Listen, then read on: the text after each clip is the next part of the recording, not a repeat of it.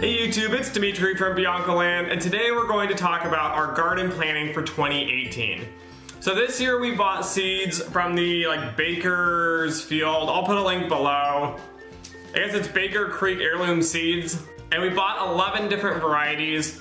We had mixed success this year because we started planting in April, which is very late, especially for Dallas because it gets so hot. However, we had a massive 332-foot fence I built that was 6 feet tall, and so we didn't have time to actually plant it all on time. But this was kind of the first year of seeing if we liked the gardening and if we were going to do it again next year. So that being said, we actually dove into the planning. So if you can see this is the planning of what we're going to do this year. Ariel helped me, she's kind of the main driver of this. We originally were going to do all square beds. So if you can see beds 4, 7, and 9 in the picture, those were the beds we had this year. They're 4 by 8 feet, and each square on this grid paper represents 2 by 2.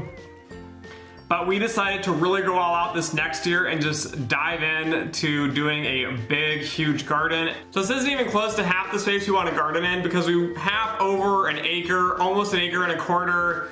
I split our backyard into 3 sections, and one of those sections is purely for gardening.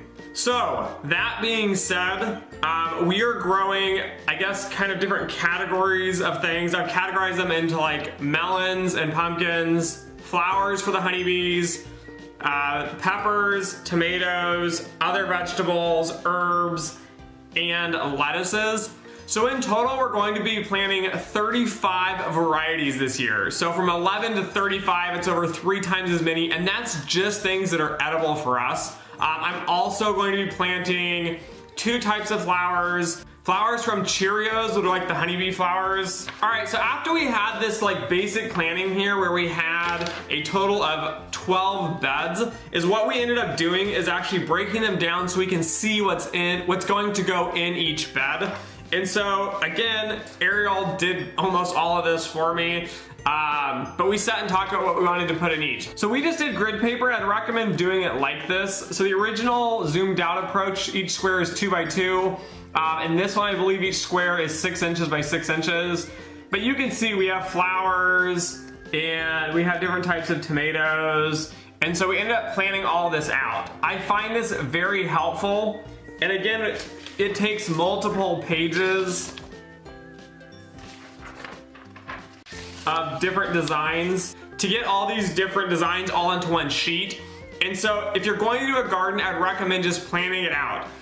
Look at the back of the seeds, try to figure out the spacing and everything. But in general, we found it easier to just figure out, okay, I want to dedicate, 2 feet by 4 feet for this tomato, 2 feet by 4 feet for this tomato, and maybe say a 2 foot by 2 foot square for carrots. But I feel once you actually get the square footage down, then when you plant in the spring, you can actually figure out how many tomato plants can you fit in that space and how many vegetables you can fit inside the garden.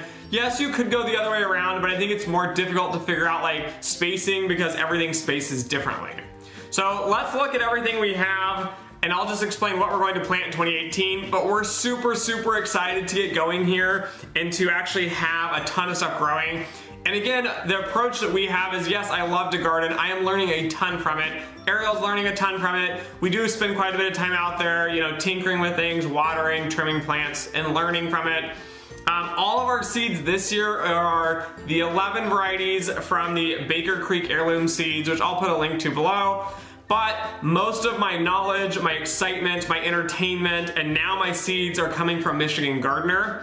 And so I'm going to show you kind of a layout of all of our seeds here on the table, and then you can see basically what we're going to plant for the year. But again, if you like gardening videos and you want to know more about planting guides, where to buy seeds, and the seeds are super, super cheap, get them at MichiganGardener.com. I'll put a link to that below as well. But we are going to use Michigan Gardener this year, and I love Michigan Gardener's content, but when you go to the website and they have all the seeds, there's not a lot of feedback from people. So this year my plan is to grow all this stuff and then give a feedback on all of them, like it did grow, it didn't grow, taking into consideration we live in Dallas, Texas, so things get very, very hot.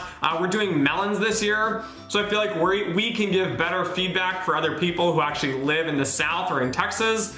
But let's dive on in and see what we got. Alright, so for the melons, we're doing watermelons, cantaloupes, melons, pumpkins basically for carving. They're called Big Max pumpkins. And then we're doing sugar pie pumpkins. Hopefully we can make some desserts out of those next year.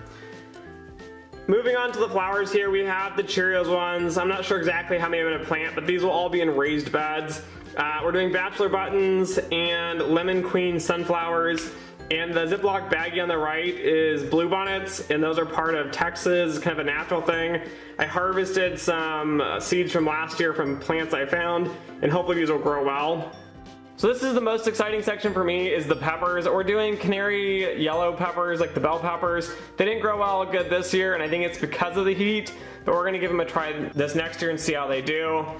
We did habanero Caribbean reds. They're supposed to be super, super hot. We're doing the Santa Fe Grande. These are supposed to be like hot, but actually fairly mild. More between a bell pepper and a jalapeno, but closer to a bell pepper. The Jimmy Nardellas here did amazing this year. We grew quite a few of them. We only had one bush that we grew. So next year we're gonna double up, triple up, and have a lot more bushes. Michigan Gardener did a video here on the Serranos, and he said they did great, except for they take forever to grow. Well, that's great for us in Texas because we have a long growing season. So we're excited to grow these and already buy these and eat these from the grocery store. These great colorful ones are the Tabasco peppers. I'm hoping to make hot sauce out of them and just give them a try in general. The pepperoncinis here also did really well this year, and they produced a ton of fruit. I think we got at least 20 different peppers off of them. So moving here from left to right, we have tomato berries, crazy cherries. They did amazing. They're little yellow cherry tomatoes. They grew great in Dallas. They did better than the other tomatoes, which I think got too hot.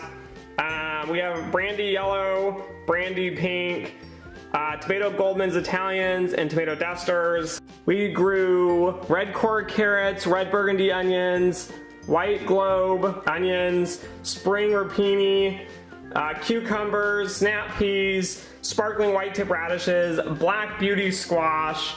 We absolutely love basil, so we're growing dwarf Greek basil, Genovese basil, spicy globe basil, lemon mint, lemon balm, Italian oregano, rosemary, thyme, lettuce, butter crunch, Brunswick cabbage, and Paris Isle Co lettuce, which is a rosemary.